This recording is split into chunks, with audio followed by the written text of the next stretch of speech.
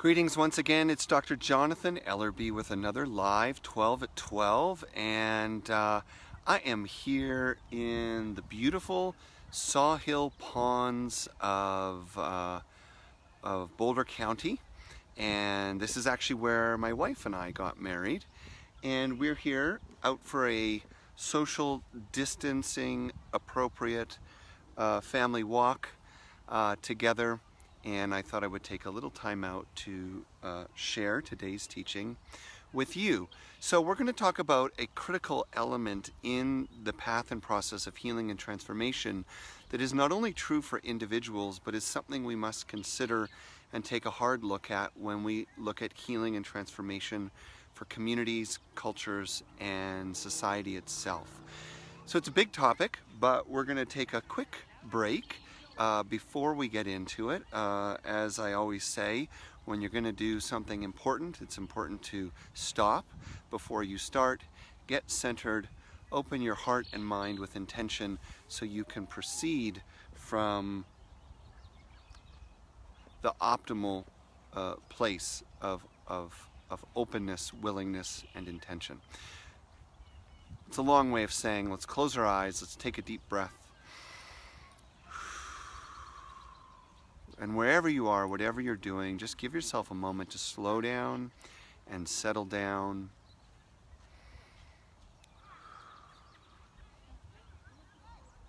Bringing your awareness to your breath and a growing feeling of stillness and silence within and around you.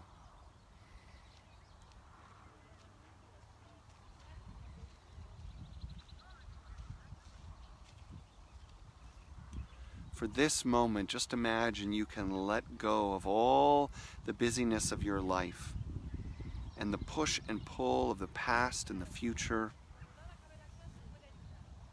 Just let yourself be in a moment of stillness and opening.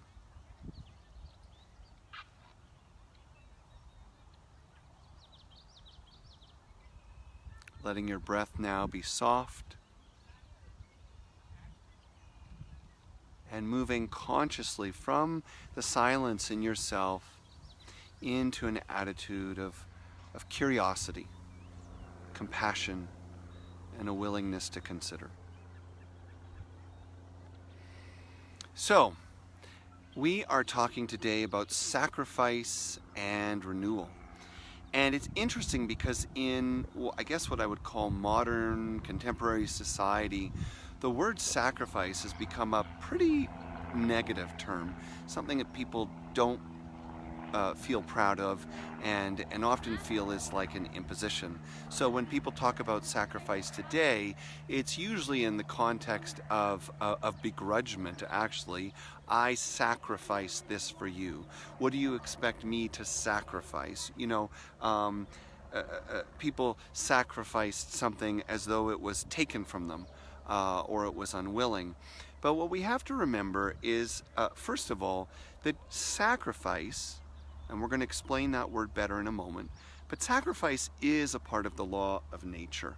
Sacrifice is a part of the law of transformation, and sacrifice is something that our ancestors, whoever you are and wherever you're from, our ancestors understood sacrifice in a way that was much more life-affirming and about receiving and gifting than the way we think of it right now. You see, if we think about life according to the three layers of self that I often talk about, it's the conditional self, the ego, as it's understood in popular terms, that always reacts to the idea that someone wants us to make a sacrifice for them, or that something demands a sacrifice of us.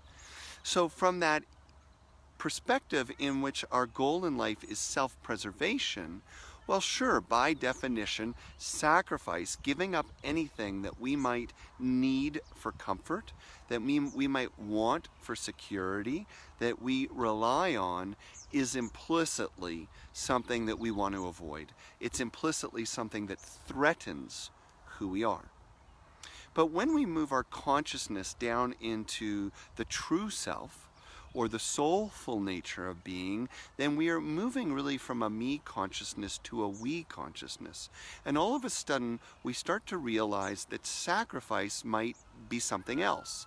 That in the context of community, family, or we consciousness, we realize that nothing is ever truly lost, and that what's given up from one part of a system might actually restore balance in another part of a system, or be a part of a kind of equation or formula of receiving. Ultimately, when we move into the deepest place of our consciousness, the place where we are one with spirit, with life, with people, places, and things around us, then the notion of sacrifice as negative doesn't even really register, because from that deepest place we understand very simply and without any attachment that all life is an ebb and flow, a give and take, transformation of season after season, the falling grass, the rising grass, the leaves that come down that feed the soil and the roots of the tree, and then the leaves that return in the spring.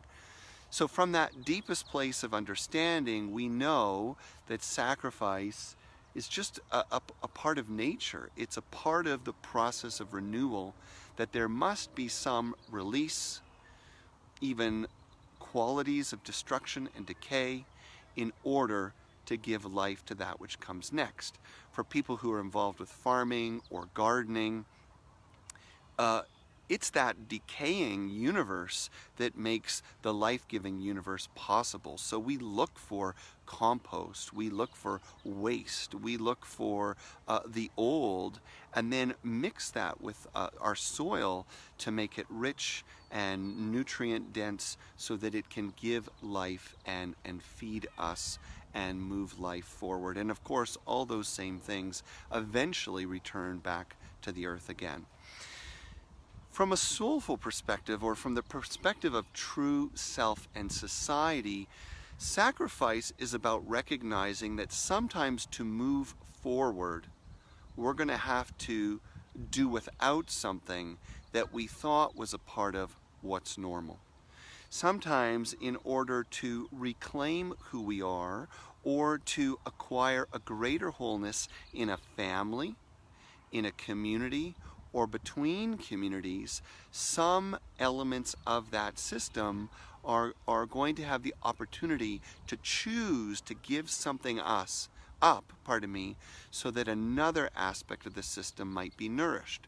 So as we're talking right now in the country of the United States about anti-racism, anti-sexism, anti-homophobia, the idea is that there will have to be conscious choices, not only to create cultures that are welcoming, but to go an extra step and spend the energy, spend the time, spend the money on actually inviting in change, actively seeking change, actively creating dialogue, or even creating space so that others might have more of what they need, and in exchange we have a little less of what we need.